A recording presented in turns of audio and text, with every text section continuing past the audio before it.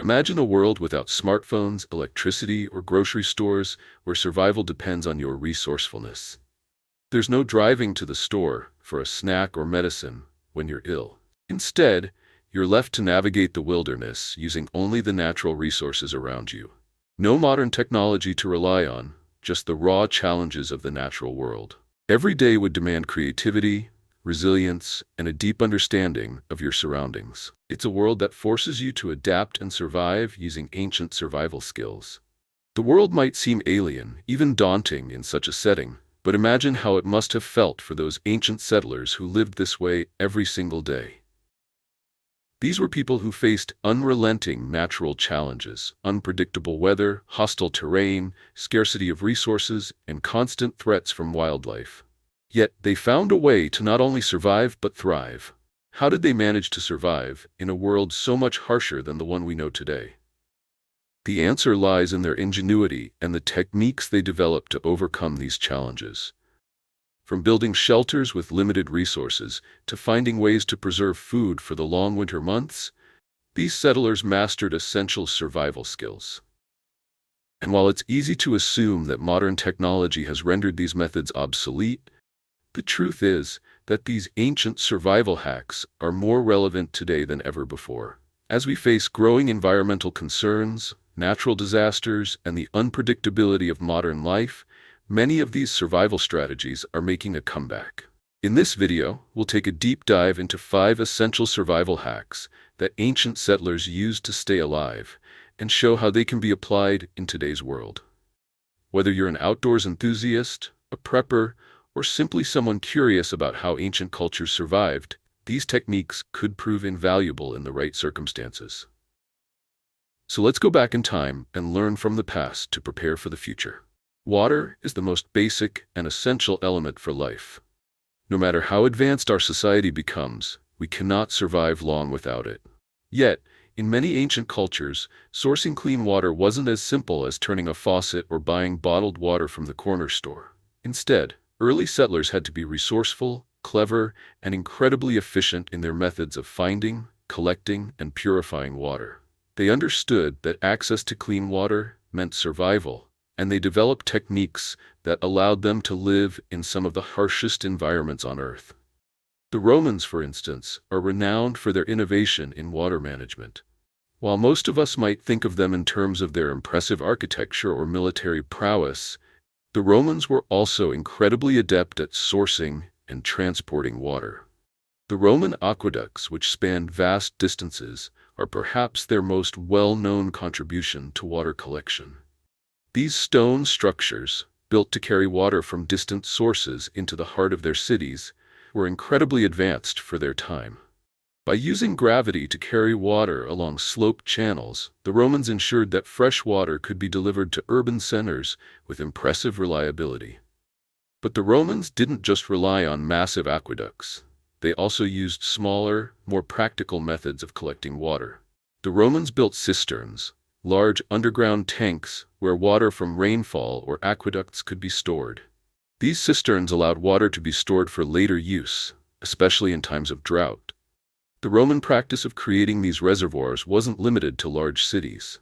Even rural settlements built their own systems to capture water. These cisterns were often located in cool, dark environments to slow down evaporation, keeping the water cool and drinkable for longer periods of time.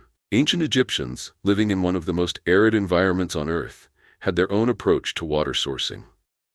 In Egypt, the Nile River was the lifeblood of the civilization, providing irrigation for crops and water for daily life.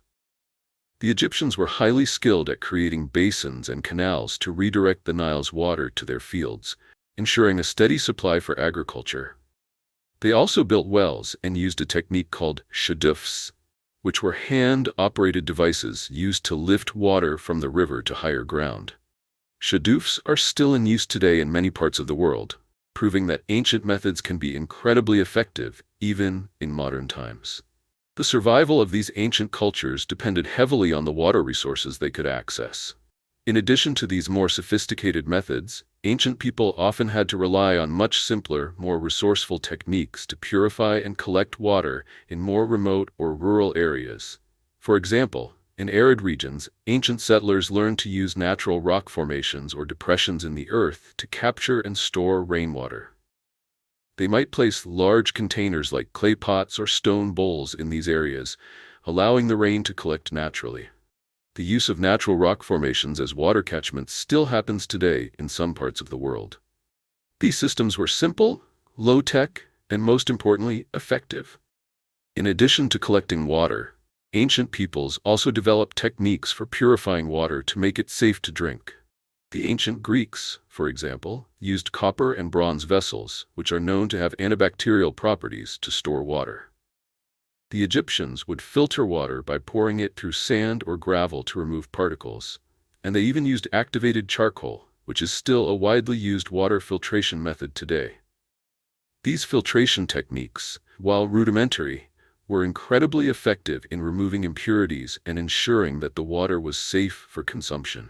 What's remarkable about all these methods is their simplicity and the fact that they relied on natural, locally available materials. Fast forward to today, and we see how relevant these ancient methods still are, particularly for survivalists, preppers, or those living in areas where clean water may not be readily accessible. One of the simplest survival hacks, inspired by ancient water collection techniques, is using a piece of cloth, charcoal, sand, and gravel to create a basic filter. The process works by allowing the water to pass through the various layers, each of which removes different types of impurities. While this is not as effective as modern-day filtration systems, it's a solid emergency measure that can provide drinkable water in desperate situations. Moreover, ancient water sourcing techniques teach us about the importance of sustainable water practices. Today, many parts of the world face water scarcity due to over-extraction of water resources, pollution, and climate change. As we look at the creative solutions of ancient cultures, it's clear that we could learn a lot from their resourcefulness. They understood the importance of conserving water, reusing it, and finding ways to ensure it was purified for consumption. As we face the increasing global challenges of water shortages, these techniques are more relevant than ever, offering us valuable insights into how we might better manage our own water resources. The key takeaway here is that ancient settlers were not passive recipients of the natural world. They were active participants in shaping their environment. They didn't have the luxury of modern technologies, but they made do with what they had, relying on ingenuity and a deep understanding of nature's processes. In a world where we sometimes forget to appreciate the abundance of water we have access to, these ancient practices can serve as a reminder of just how precious and essential water truly is. These methods may seem simple, even primitive by modern standards, but in times of crisis or emergency, they can be the difference between life and death. When you think about survival, one of the first things that comes to mind is fire. It provides warmth in cold environments, allows us to cook food, purifies water, and offers protection from wildlife in the dark. Fire making, however, is not a simple task. In the absence of matches or lighters, ancient settlers had to rely on primitive tools and techniques to produce fire. The methods they used were not only effective, but also demonstrated an intimate understanding of the natural materials around them. The Native Americans, for example, were masters of fire making. One of the most common techniques they employed was friction-based fire starting. Using two pieces of wood, a spindle and a hearthboard, they would create heat by rapidly rubbing them together. The friction between the two pieces would eventually produce a small ember, which they could then blow into a flame. While this technique may seem difficult, with practice it could be mastered. The spindle would often be made from hardwood like oak or cedar, while the hearthboard would be softer, such as cottonwood or pine. The wood was carefully selected because of its ability to create friction and generate heat without breaking apart. In many ways, fire-making through friction was more than just a survival skill. It was a ritual, a sacred practice in many indigenous cultures. For these communities, fire wasn't just a tool, it was a symbol of life, energy, and the connection between humans and the natural world. Mastering fire was essential to survival, but it was also a deeply spiritual act. That's why the process was often passed down from generation to generation, with specific rituals and prayers associated with the act of creating fire. The classic flint and steel technique is another ancient method of making fire. This method involves striking flint against steel to create sparks, which could then ignite dry tinder. This technique, used by various ancient cultures including the Celts and Vikings, was reliable and could be used in almost any weather conditions, even in the rain. Flint and steel kits were small, portable, and durable, ideal for a world where every traveler needed a fire starter that could last. The key to this method was knowing what materials could catch a spark easily. Dry moss, dried grass, or even the fluffy seeds of certain plants were perfect tinder for starting a fire. Though the process may seem simple in concept, it required great skill. Fire making wasn't just about creating a flame. It was about having the right materials and understanding how to harness the power of those materials. Even when the tools were available, settlers had to carefully choose the right environment to make fire. Wind and moisture could easily put out a fledgling flame, and the tools themselves had to be maintained and cared for. These early fire-making techniques were all about patience, persistence, and adaptability. For us today, learning ancient fire-starting methods can be incredibly useful, especially in survival situations or when modern tools are unavailable. While lighters and matches are commonly found in households today, these fire-making techniques are far more reliable in emergencies. One of the simplest ways to practice these techniques today is by learning how to start a fire using friction or flint and steel. You can buy a modern flint and steel kit from outdoor stores, but you can also practice making fire with sticks and wood from your surroundings. In a survival situation, this skill could mean the difference between being able to stay warm or freezing in the cold. For us today, learning ancient fire-starting methods can be incredibly useful, especially in survival situations or when modern tools are unavailable. While lighters and matches are commonly found in households today, these fire-making techniques are far more reliable in emergencies. One of the simplest ways to practice these techniques today is by learning how to start a fire using friction or flint and steel. You can buy a modern flint and steel kit from outdoor stores, but you can also practice making fire with sticks and wood from your surroundings. In a survival situation, this skill could mean the difference between being able to stay warm or freezing in the cold. But beyond its immediate practical use, fire making through primitive methods also teaches us the importance of connection to nature. It reminds us that we have the power to use what's around us to create life-sustaining elements. Ancient people had an incredibly deep understanding of the natural world. They didn't just take resources from it, they knew how to work with it. Today, as we face issues like climate change, we could stand to learn a lot from the way ancient cultures respected and interacted with nature, particularly when it came to fire. Moreover, fire-making in the wild using ancient methods can also help to build a sense of accomplishment and resilience. There's something incredibly rewarding about creating fire from scratch, something deeply primal and satisfying that connects you with the millions of people who have done the same for thousands of years. It's a skill that transcends time, and one that brings with it a sense of empowerment and self-reliance that is increasingly rare in the modern world.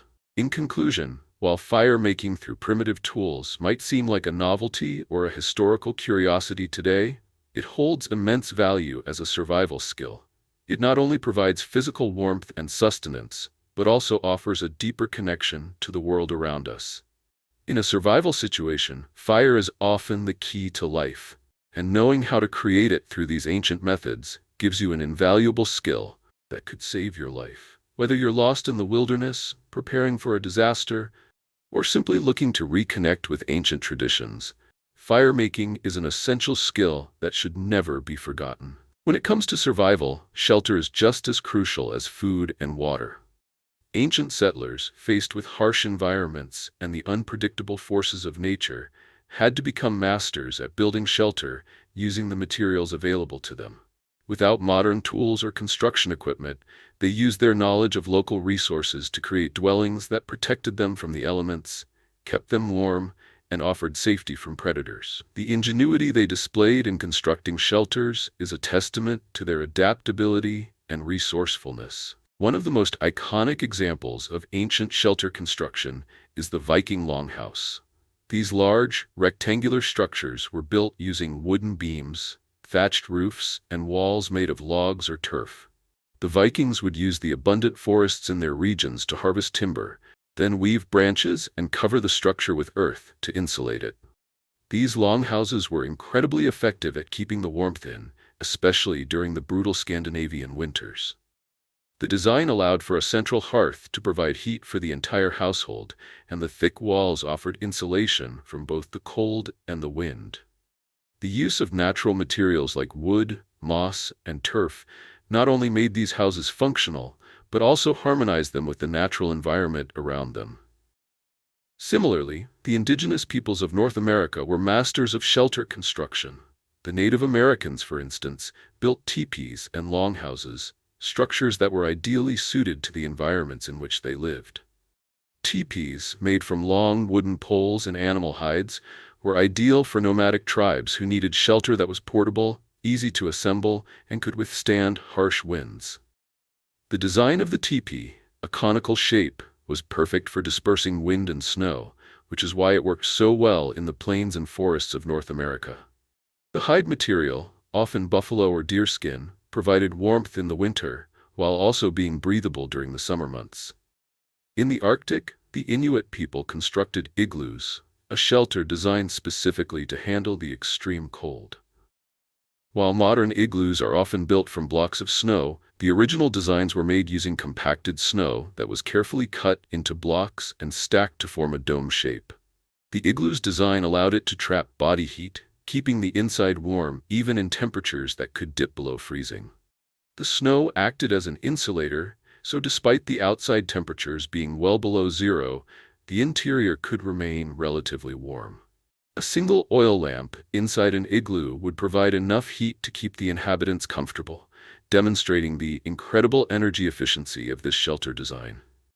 What's remarkable about all these structures is the variety of techniques and materials used to build them.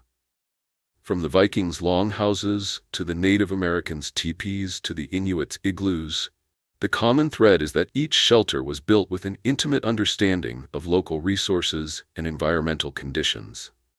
The settlers didn't just choose their materials at random. They knew which resources were best suited for insulation, durability, and warmth. They also understood how to design their shelters in ways that maximized the use of available heat, protected them from the elements, and minimized exposure to wind and rain.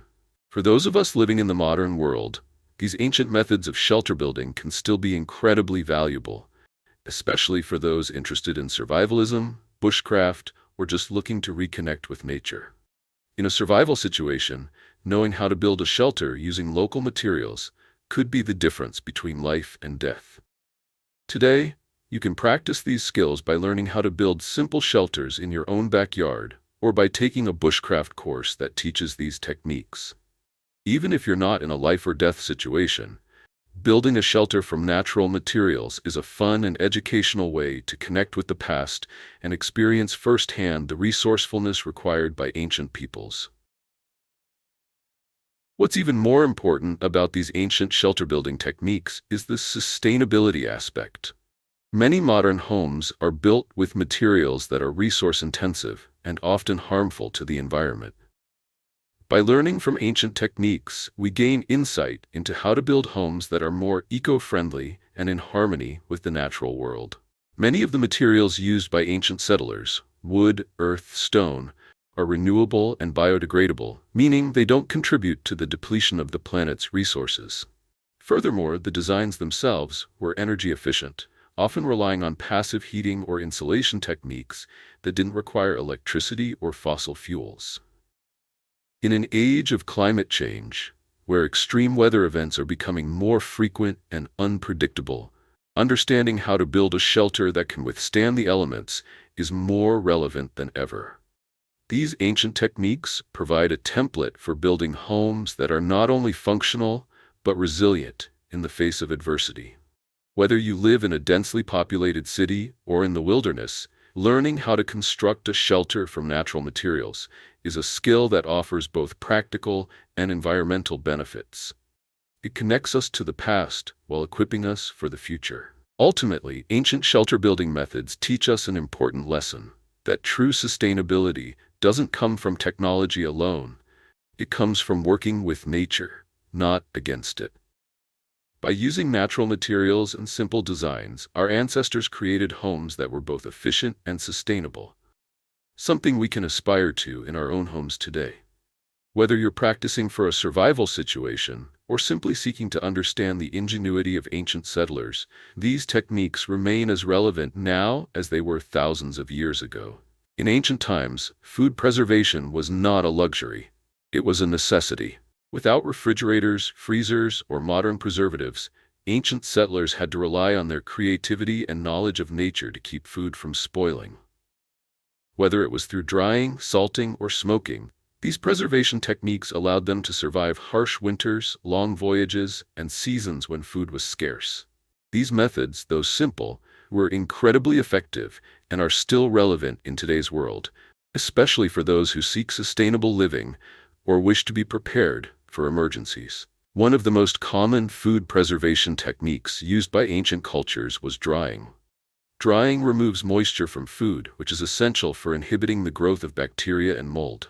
Ancient cultures such as the Egyptians, Native Americans, and Chinese would dry fruits, meats, fish, and grains to preserve them for times of scarcity. In fact, the drying process was so effective that it allowed civilizations to store food for months, even years. The ancient Egyptians, for example, dried fish and fruits to ensure they had enough food to last through the flooding season of the Nile, when agriculture became impossible. Similarly, Native American tribes dried meat, especially bison, turning it into jerky.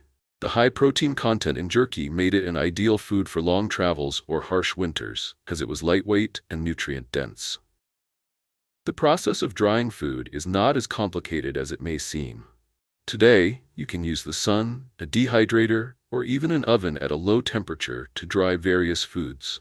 While modern methods like dehydrators may be more efficient, ancient methods, such as drying food on racks or hanging it from trees, are still perfectly functional and could be invaluable in a survival situation. Dried food can be stored for long periods without refrigeration and is lightweight, making it easy to transport. This method also retains much of the food's nutritional value, making it an excellent survival strategy for those preparing for long-term emergencies. Another key preservation method used by ancient settlers was salting. Salt has been used for thousands of years to preserve food, particularly meat and fish. Ancient cultures like the Romans, Greeks, and Norse understood that salt draws moisture out of food, creating an environment where bacteria and pathogens cannot thrive. By salting meat and fish, they could store it for extended periods without it spoiling. In some cultures, salted fish or meat became a major part of the diet, especially in regions where fresh food was scarce or during times of war or travel. The Vikings, for instance, salted and smoked fish to sustain them during their long voyages across the seas. Salted pork was also a staple in the diet of early settlers in North America. Salting is still an effective method of food preservation today, especially for people living in remote areas, those who enjoy hunting, or anyone looking to preserve seasonal harvests. While most of us no longer need to salt our food to survive, it can be an incredibly useful skill in a survival situation. Simply rub salt into the surface of meat, fish, or even vegetables, then store them in a cool, dry place. The salt will slowly draw out the moisture and preserve the food for months.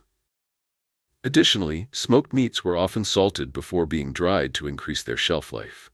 You can still use this technique at home, and it's especially useful for preserving fish, pork, or beef. Smoked foods were another method ancient people used to preserve their food for long periods.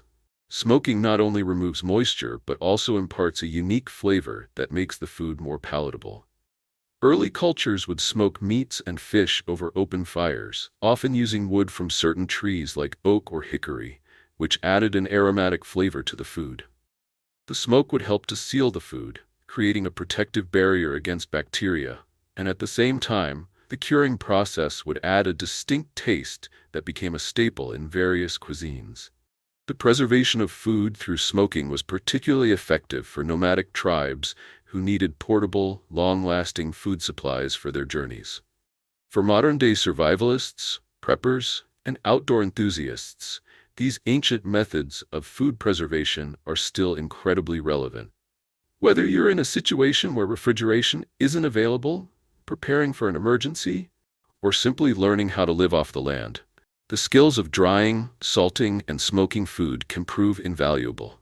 In fact, many of these methods have seen a resurgence in popularity among those who are looking to become more self-sufficient. Homesteaders, hunters, and food enthusiasts alike have rediscovered these traditional preservation methods, often preferring them to store-bought alternatives. One of the biggest advantages of these ancient techniques is their sustainability. In a world increasingly focused on sustainability and reducing food waste, drying, salting, and smoking offer low-tech, natural solutions.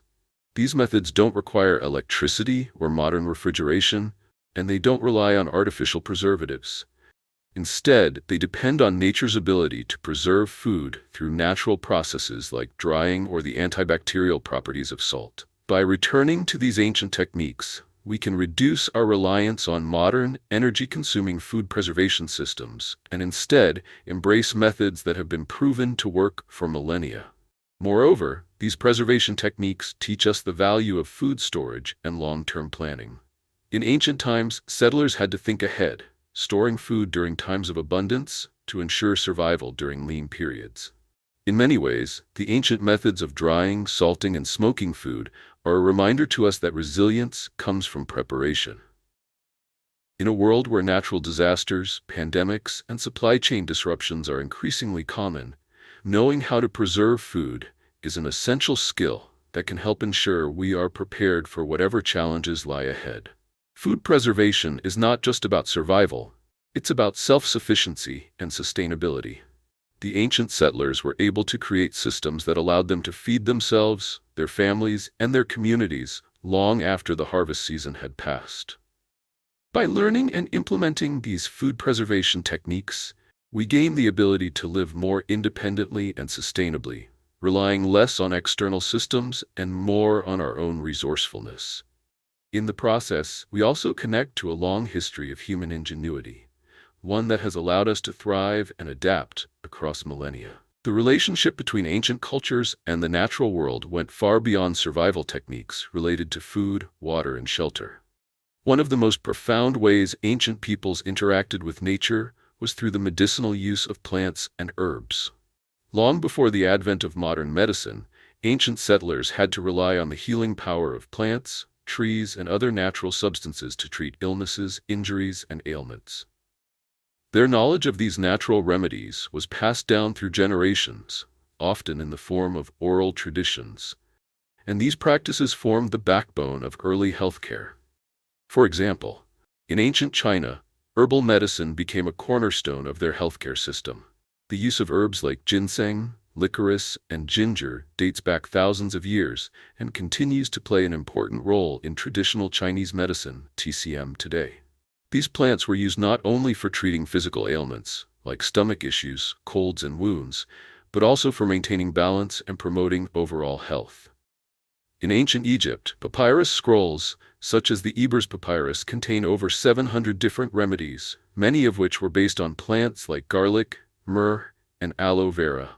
These early medical texts showed how deeply Egyptians understood the healing properties of the natural world, using herbs to treat everything from infections to digestive problems. Even in the harsh cold of the Scandinavian winters, the Vikings were no strangers to medicinal plants. Vikings relied on natural remedies for a variety of ailments. They used herbs like yarrow, juniper, and sage to treat wounds and infections, and would even create poultices from plants like comfrey to promote the healing of broken bones.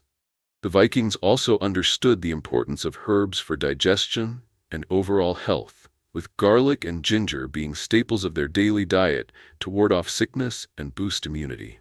Across the Atlantic, Native American tribes had their own deep-rooted knowledge of plants and herbs. Many Native American tribes had intricate systems of plant-based healing. For instance, the Cherokee used the roots of the wild ginger plant to treat fevers, while the Navajo tribe used juniper berries for everything from headaches to skin conditions. The Iroquois practiced a type of plant medicine that involved not only the use of herbs, but the spiritual aspects of healing, where plants were believed to have specific energies that could help restore balance to the body. While modern medicine has made significant advances, the wisdom of these ancient herbal practices still holds relevance today. Many of the plants used in ancient medicine are still valued by modern herbalists, naturopaths, and even conventional doctors. Aloe vera, for example, which the ancient Egyptians used to treat burns and skin conditions, is still commonly used in skincare products around the world. Willow bark, which was used by ancient cultures to alleviate pain, is the precursor to modern-day aspirin. And garlic, which was prized by the Egyptians and the Romans for its antibacterial properties, continues to be an essential part of natural health remedies. In the modern world, the resurgence of interest in natural health and herbal remedies highlights the lasting impact of these ancient practices. Many people are turning to plant-based medicines as an alternative to synthetic drugs, seeking the healing benefits of herbs, flowers, and roots for everything from stress and anxiety to digestive issues and immune support.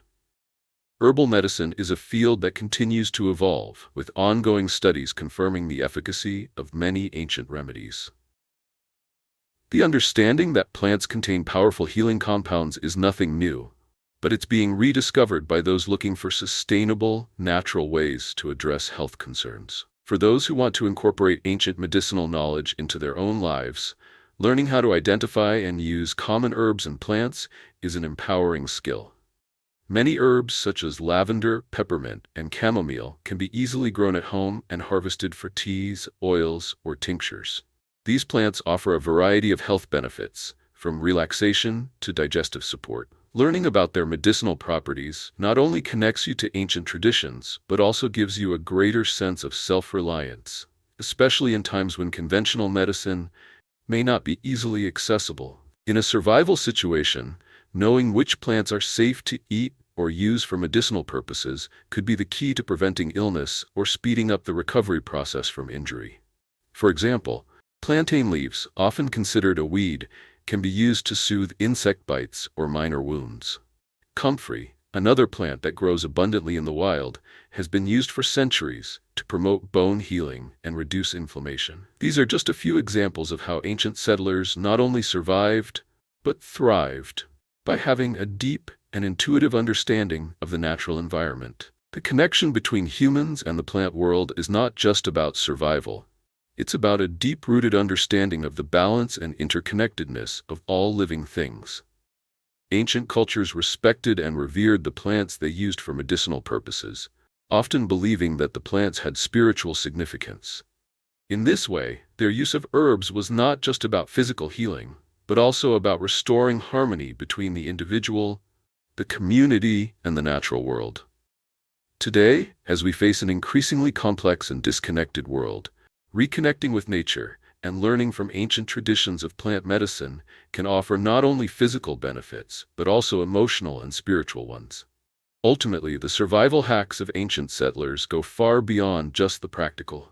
They offer us valuable lessons in living more harmoniously with nature and understanding the deeper connections between human beings and the environment around them. Whether it's for self-sufficiency, health, or simply a deeper connection to the world, the wisdom of ancient herbal medicine continues to guide us today. By learning from the past, we can enrich our own lives with the knowledge that has sustained humanity for centuries, bringing timeless wisdom into our modern world. As we've seen throughout this exploration, the survival techniques used by ancient settlers are not just historical curiosities, they are timeless practices that continue to hold relevance today. From the ingenious methods of sourcing and purifying water to the mastery of fire-making and shelter construction, ancient cultures developed sophisticated systems for survival that were deeply intertwined with their environments. Their knowledge wasn't just practical. It was a way of life, an understanding of how to live in harmony with nature's cycles and challenges. The incredible thing about these ancient hacks is how they have endured across centuries, passed down through generations, and often rediscovered by modern cultures seeking sustainable living and self-sufficiency. In many ways, we are witnessing a resurgence of interest in these practices as people strive to reconnect with the earth and the skills that allowed our ancestors to thrive in some of the harshest conditions imaginable. The growing interest in homesteading, prepping, and survivalism highlights how relevant these skills still are, especially as we face increasing environmental uncertainty and unpredictable global events. Learning from the past doesn't mean abandoning modern technology or conveniences. Rather, it's about integrating the timeless wisdom of ancient practices into our contemporary lives. Whether it's by growing our own medicinal herbs, mastering fire making, or learning to preserve food in ways that don't rely on electricity, these survival skills offer us a way to be more self-reliant, more connected to nature, and better prepared for whatever challenges may come our way. The ancient settlers didn't have access to the advanced technology or medical treatments that we have today. But they had something equally powerful: knowledge, ingenuity, and an intimate relationship with the land they lived on.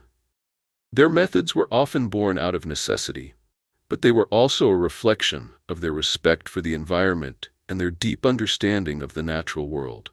This respect for nature's resources and the recognition of our dependency on them is a lesson that modern society can benefit from, especially as we navigate the complexities of climate change, resource depletion, and over-reliance on modern infrastructure. In the face of adversity, these ancient survival hacks teach us one simple yet profound truth. Resilience comes not from technology alone, but from an understanding of the resources around us and how we can use them wisely. From purifying water with natural filters to curing diseases with plants, these ancient methods are a testament to human creativity and adaptability. They remind us that, even in the most extreme circumstances, we have the power to survive, adapt, and thrive, just as our ancestors did. As we look to the future, it's clear that these ancient survival strategies will continue to serve as valuable tools in our modern world. They offer practical, sustainable solutions for living in harmony with nature, and they provide a pathway to greater self-sufficiency in a world that's becoming increasingly unpredictable. By learning from these time-tested techniques, we not only honor the ingenuity of our ancestors, but also equip ourselves with the skills and knowledge to navigate the challenges of our own time. So, which of these survival hacks would you incorporate into your own life? Would you start learning how to purify water the way the Romans did? Or perhaps you'd try your hand at fire making with flint and steel? Maybe you'll begin experimenting with food preservation methods or explore the healing potential of plants in your own backyard. Whatever you choose, these ancient survival skills are waiting to be rediscovered, and they have the potential to empower you in ways you might never have imagined. The knowledge passed down by ancient cultures is a treasure trove of wisdom, a gift that has stood the test of time.